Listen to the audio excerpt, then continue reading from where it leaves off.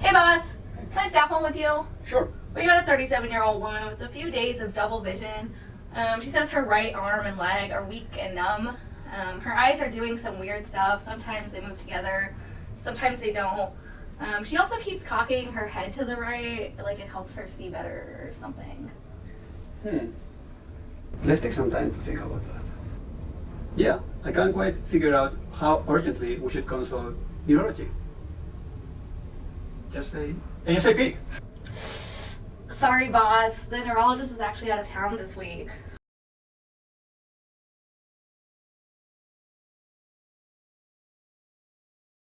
We're on our own. That's okay. We don't need them. We have an MRI. Oh yeah! All hail the donut of truth. You want to see how it works?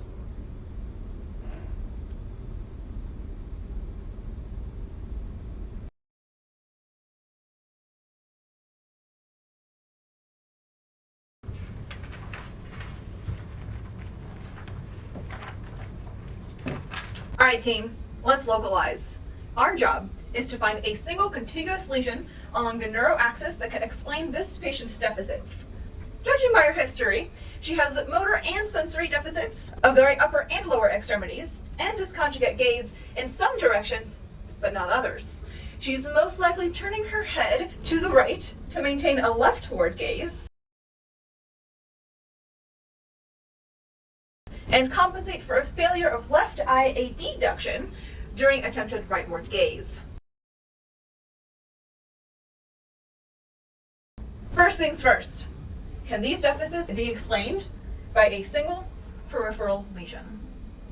No, attributing this to a peripheral lesion would invoke the lumbrosacral plexus, brachial plexus, and a cranial nerve. Exactly. Let's consider the relevant central nervous system pathways, starting with the right lower extremity weakness,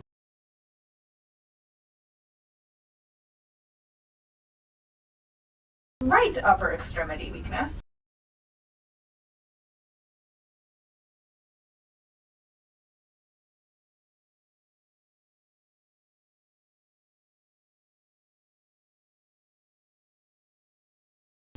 and now let's think about the oculomotor deficit more carefully. Left eye adduction is controlled by the medial rectus, which is innervated by cranial nerve 3, the oculomotor.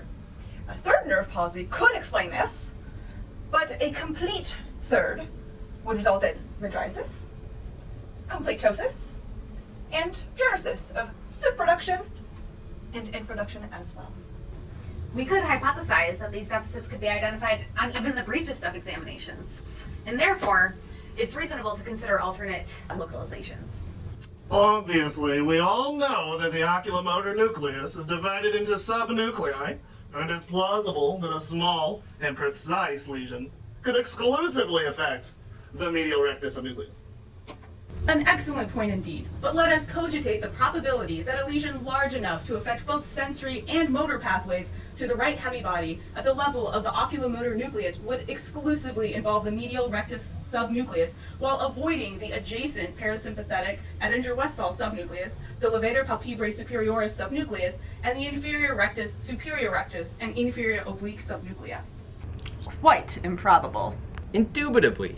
Let us acknowledge this possibility, but simultaneously consider more probable localizations. A lesion above the level of the abducens nucleus and below the level of the oculomotor nucleus could involve the medial longitudinal fasciculus, impairing the signaling from the PPRF abducens complex to the contralateral oculomotor nucleus, preventing the adduction signal from arriving at the third in response to attempted conjugate gaze, all while sparing the other functions of the oculomotor. Unmistakable. This is a classic internuclear ophthalmoplegia.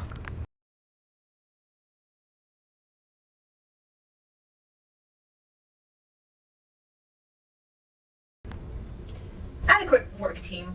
Now let's consider the cross-sectional anatomy of the relevant pathways. The MLF runs through the medial pons, immediately ventral to the fourth ventricle. Ventral to that, also in the medial pons, is the medial lemniscus, carrying sensory information from the contralateral body. And ventral to that, also in the medial pons, are the corticospinal fibers, carrying motor information to the contralateral body. Thus, a single lesion in the left medial pons above the level of the sixth nerve in a nucleus could produce the clinical syndrome as described. Now that's what I call a localization.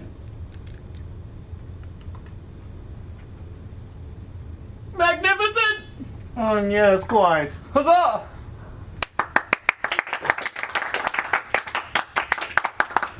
Should we add in some other lesions around the brain? You know, like red herrings and whatnot. Why would we do that?